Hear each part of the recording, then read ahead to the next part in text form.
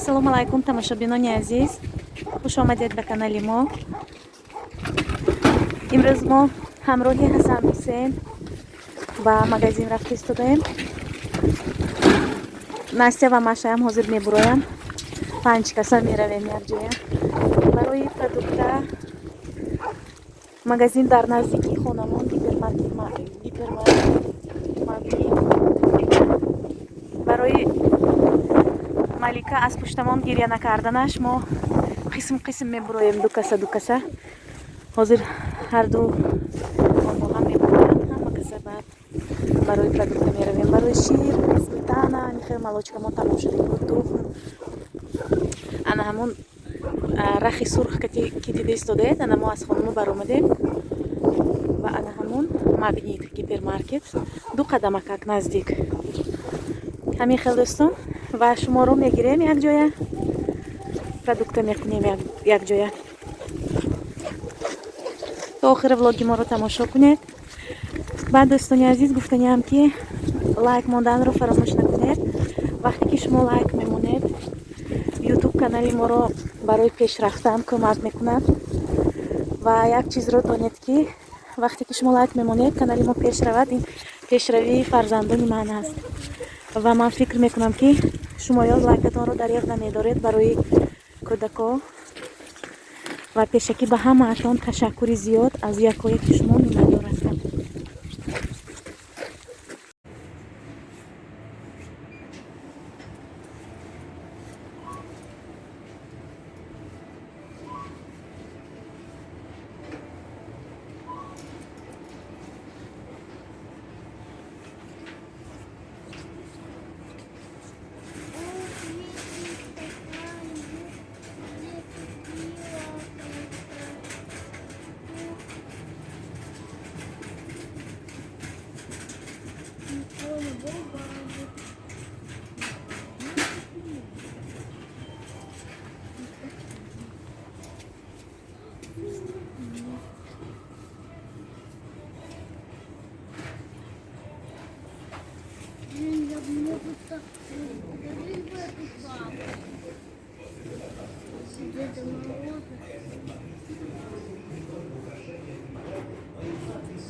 Мама, давай не подарим Вочу на день рождения.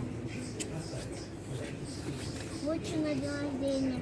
Она об этом и мечтает. Нет, ей лучше деньгами подарим, она сама что-нибудь купит. Хорошо? Нет, деньги Сопельки это выкинь. у тебя самими деньги заканчивают. Это нам надо подарить деньги.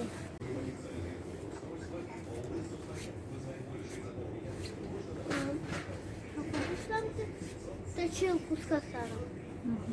Подготовку. Нет? Можно.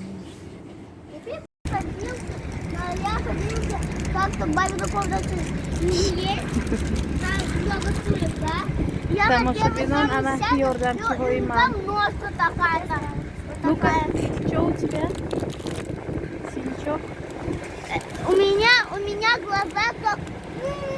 Прям просто. Как красиво. Тебе много подписчиков привета передает. Ну, а ты взаимно. Что хочешь передать? Мы тебе хотим. А я? дӯстони азиз, сана мо ба хона омадем. Мехостам харидҳои моро ба шумо нишон диҳам. Кофе гирифтам барои худам 3 в 1 ва ман кофеи 3 в 1-ро бо кофеи сиёҳ омехта мекунам ва сливка боз медозам. Каме мева гирифтам, шир гирифтам. Барои каша ман аз ҳамин шир истифода мебарам. бениҳоят продуктаҳо қимат шуданд дӯстони азиз. ва 2 намуд каша гирифтам барои Малика. ба ана ҳамин хел стаканчикҳои бо расми миньон аксия шудааст дар магнит гипермаркет магнит 65 рублӣ.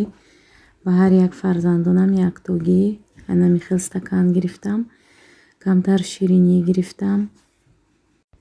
ва ана ин намуд лапша гирифтам. лапшаи Қазоқистон бениҳоят болаззат аст.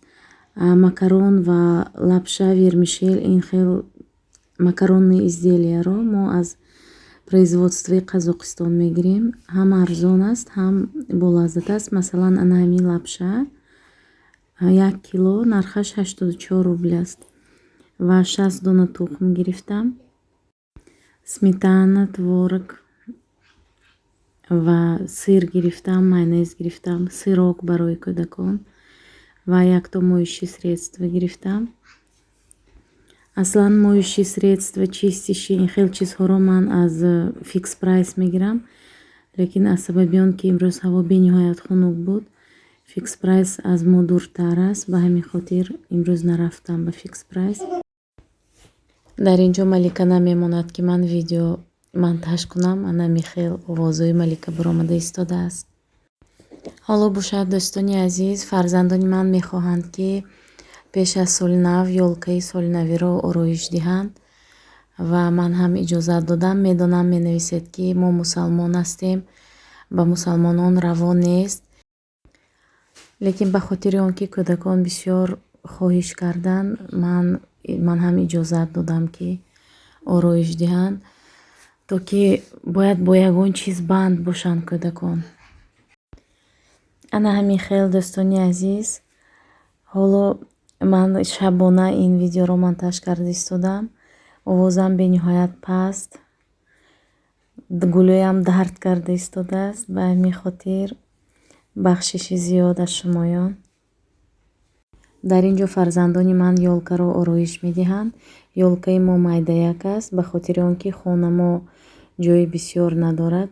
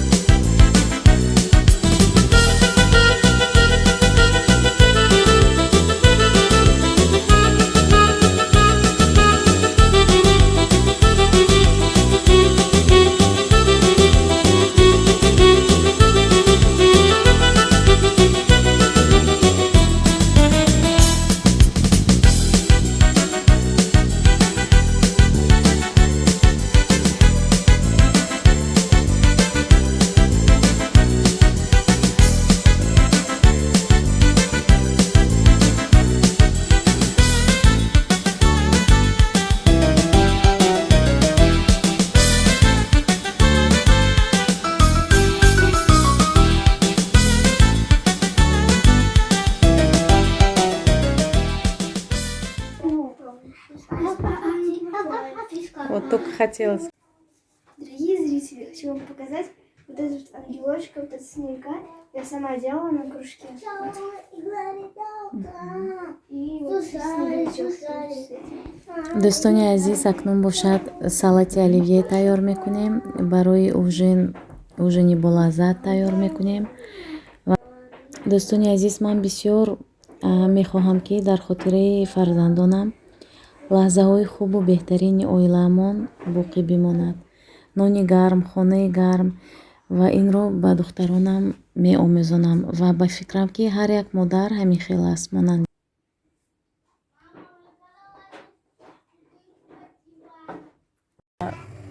дар анҳамин бульён пилмен мепазам.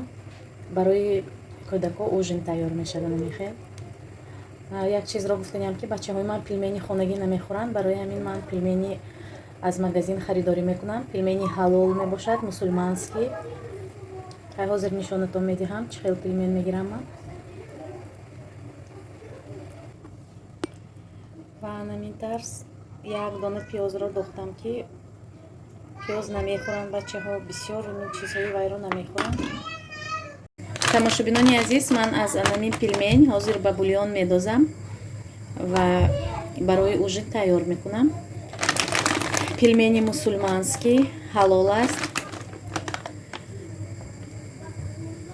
Тоня Азиз, я вам хочу показать вот эту вот банку. Мы лично с мамой сами помидоры с огорода собирали, и огурцы там некоторые с огорода собрали, и сами засаливали.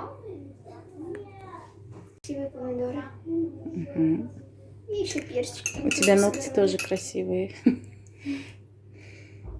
Я вот сейчас еще перчик покажу. Вот такой вот. Тоже с огорода с перчиком. Молодец. Друзья, всем пока. Ставьте лайки, подписывайтесь на наш канал, кто еще не подписался. дар ин ҷо бошад Настинка барои оливье сабзавотро майда карда оливье тайёр кардааст. Кому-то. Директор! Что? Если не будет, то кто-то не слушает, заберешь директора. А я директор. А я директор. Да учитель так. Да я пью. Я директор, например, сядь. О, да. О. Маски делают. О. Да. бачаҳо нимашон душ карда истоданд. Инҳо бозӣ доранд. Насади на место, ты будешь тенёком. Уйди. Вот. Что ты пишешь, Малика? Я пятерку. Пятерку для Лизы? А я делаю двойку и родителей в школу. Да, чтоб я сказала им. Какая же она? Двоечница она у нас в школе. Да, двоечница. Я не Ладно, я ставлю тебе 5. И я тебе ставлю 5. За то, что заслушать. На, дай я выйду.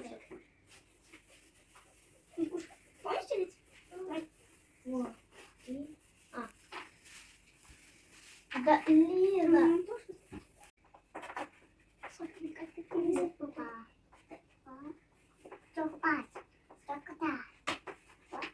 Вот. Вот. Вот, непонятно.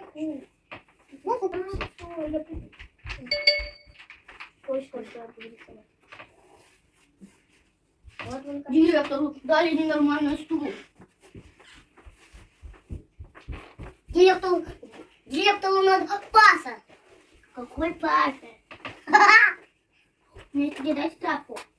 Я как ниндзя. Вот директору надо паса.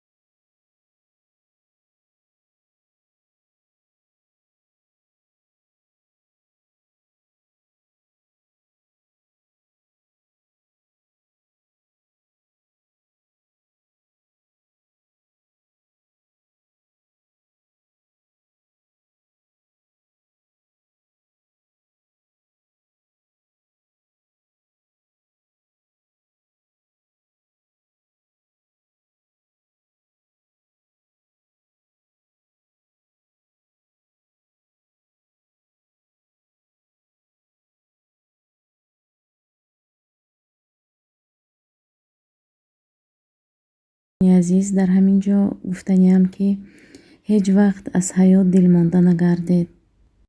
ба бозиҳову ногаҳониҳои ҳаёт иродатҳоро мустаҳкам кунед ва чихеле ки мегӯянд новобаста аз зан буданатон мард бошед. дар ҳамин ҷо влоги мо ҳам ба охир мерасад. То наворҳои оянда дар паноҳи худованд бошед.